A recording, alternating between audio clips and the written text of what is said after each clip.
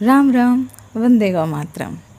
आज हम किसी कथा कहानी के बारे में नहीं, अपितु एक अत्यधिक महत्वपूर्ण जानकारी, और वो भी हम सबकी चहेती, प्यारी, लाडली, सुखदाई और हम सभी के लिए अत्यंत पवित्र, सकारात्मक अनंत ऊर्जा का स्रोत, हम सभी का संपूर्ण विश्व अर्थात हमारी अपनी पूजनीय गौ माता, हम सभी की प्यारी गौ माता, जिनके संपूर्ण देह में संपूर्ण देवी देवताओं का वास होता है, जिनकी छाया भी अत्यंत शुभदायी होती है, जिनको स्पर्श कर बहने वाली हवा भी अत्यंत पवित्र होती है।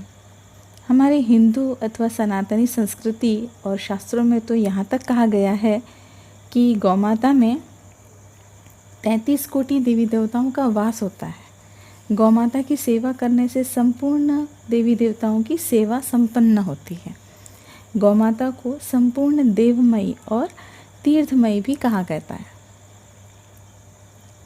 तीर्थ स्थानेषु यत् पुण्यम विप्रभोजने सर्वव्रतोपवासेषु सर्वेष्वेव तपःसु च यत् पुण्यम च महादाने यत् पुण्यम हरिसेवने भुवः पर्यटने यत्तु सर्ववाक्येषु यद्भवेत् यत् पुण्यम सर्वयज्ञेषु दीक्षायां च लभेन्नरः तत् पुण्यम लभते प्राज्ञो गोभ्यो दत्वा तृणानि च।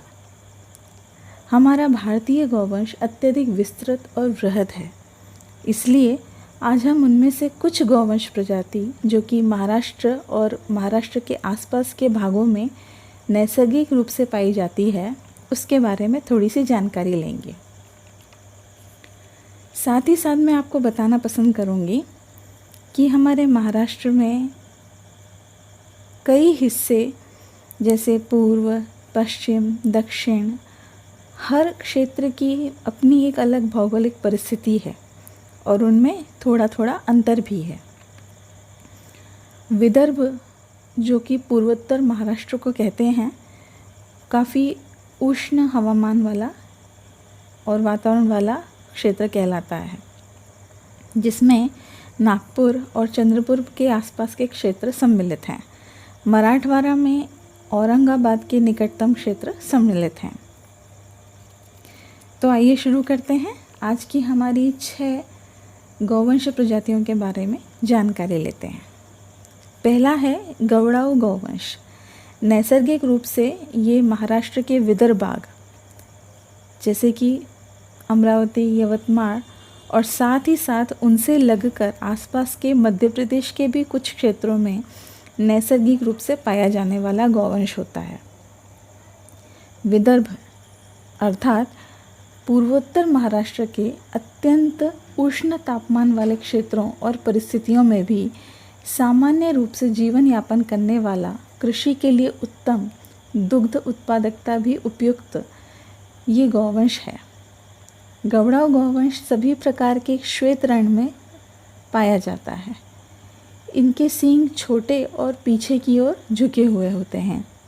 आँखें गोल और काली, कान मध्यम आकार के होते हैं।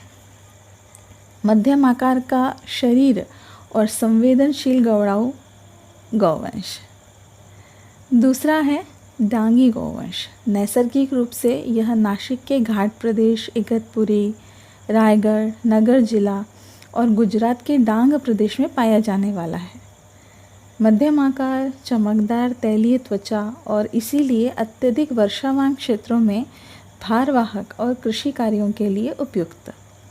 पैर अत्यंत बलवान, छोटे और गोलाकार सींग, आँखें काली, कान काले और पृथ्वी के समानांतर होते हैं।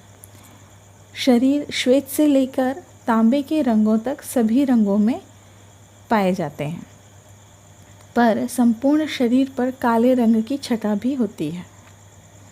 तीसरा है देवणी गौवंश। नैसर्गिक रूप से ये गौवंश महाराष्ट्र के और आसपास के क्षेत्रों जैसे उदगीर, साकोर, देवणी इत्यादि में पाया जाता है। ये गौवंश भी गवड़ाऊ गौवंश के प्रकार उष्ण तापमान के क्षेत्रों में उपयुक्त होते हैं। सूखे आहार पर भी उत्तम काम करने वाले होते हैं। संपूर्ण श्वेत रंग और संपूर्ण देह पर काले रंग की छटा भी होती है। माथा चौड़ा, सींग गोलाकार पर पीछे से आगे की ओर आने वाले। चौथा है कोंकण कपिला। नैसर्गिक रूप से यह गौवंश महाराष्ट्र के कोंकण और पश्चिम घाट परिसर में पाया जाता है। चावल की कृषि एवं दुग्ध उत्पादन के लिए उत्तम, अति वर्षावान, उष्ण और दमट क्षेत्रों में, पहाड़ी क्षेत्रों में भरण पोषण के लिए उपयुक्त। संपूर्ण कृष्ण वर्ण से लेकर तांबे वर्ण में पाए जाने वाले मध्यम आकार की देह एवं उत्तम रोग प्रतिकारक क्षमता वाले ये गौवंश होते हैं। लाल कंधारी गौवंश। नैसर्गिक रूप से ये गौवंश मराठवाड़ा, कंधार, नांदेड़, नड़गांव में पाया जाता है। बैल बलवान और इसीलिए भारवाहक के रूप में उत्तम, गाय दुग्ध उत्पादन हेतु उपयुक्त। संपूर्ण लाल रंग, मध्यम आकार के मस्तक, चमकदार त्वचा, आंखें काली और लंबी सी, सूखे वातावरण में रहने के लिए उत्तम।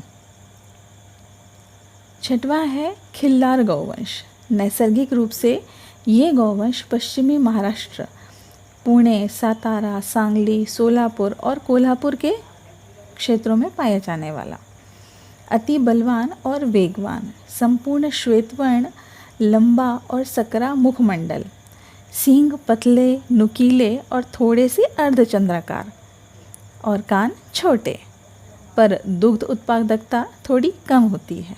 मध्यम से लेकर थोड़े वृहद आकार पर साथ ही साथ दुबले पतले और चपल व्यक्तित्व के होते हैं ये गौवंश। तो इसी प्रकार आज हमने हमारे भारतीय देसी गौवंश जो महाराष्ट्र और उसके आसपास के क्षेत्रों में नैसर्गिक रूप से पाए जाते हैं और जो अपने अपने क्षेत्र की भौगोलिक परिस्थिति के अनुसार उपयुक्त होते हैं, इनके विषय में थोड़ी सी जानकारी प्राप्त की। जैसे कि हम जानते हैं, हमारा संपूर्ण भारतीय देसी गौवंश अत्यधिक संवेदनशील भी होता है। हमारे गुणकारी और पूजनीय भारतीय देसी गौवंश के विषय में हम आगे भी जानकारी लेते रहेंगे। जय हिंद, जय गौ माता, जय जवान, जय किसान।